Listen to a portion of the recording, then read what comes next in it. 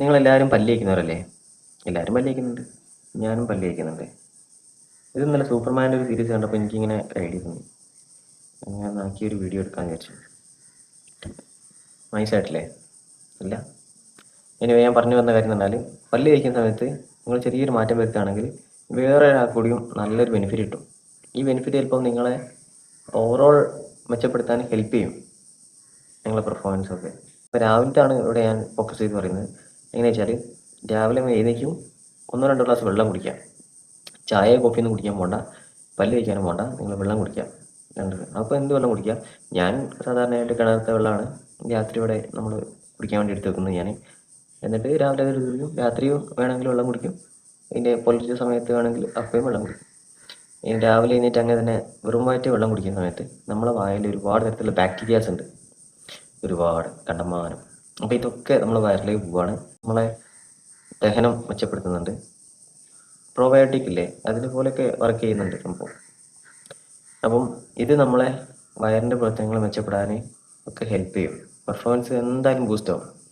അപ്പോൾ ഇത് സ്ഥിരമായിട്ട് ചെയ്യണം, അല്ലാതെ ഒരു ദിവസം 2 ദിവസം ചെയ്തിട്ട് കാര്യമില്ല. ഞാനൊരു 6 വർഷത്തിൻ്റെ മുകളിലായിട്ട് ചെയ്യുന്നുണ്ട്. എന്നിട്ട് വെള്ളം കുടിച്ച് കഴിഞ്ഞിട്ട് നമ്മൾ പല്ല് തേക്കുന്നില്ല, നേരെ പോയിട്ട് ഫ്രഷ് ആകുന്നു. എന്നിട്ട് നമ്മൾ ബ്രേക്ക്ഫാസ്റ്റ് കഴിക്കാൻ പോകുന്നു, ബ്രേക്ക്ഫാസ്റ്റ് കഴിക്കുന്നു, ഒരു 10 മിനിറ്റ് കഴിഞ്ഞിട്ട് നമ്മൾ പല്ല് തേക്കുന്നു.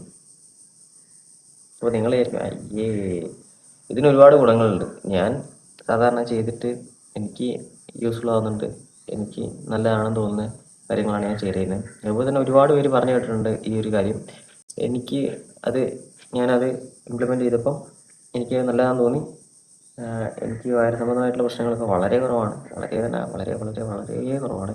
ഇതിനൊക്കെ പ്രധാന പങ്ക് വഹിക്കുന്ന ഒരു കാരണം ചിലപ്പം ഇതായിരിക്കാം. മറ്റ് കാരണങ്ങൾ വേറെയുണ്ട്.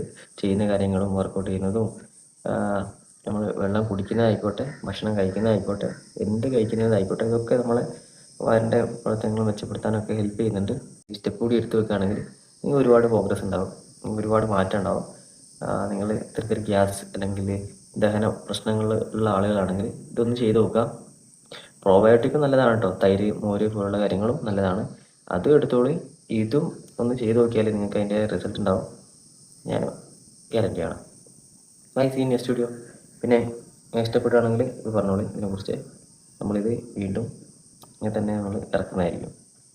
By, see in next video. By.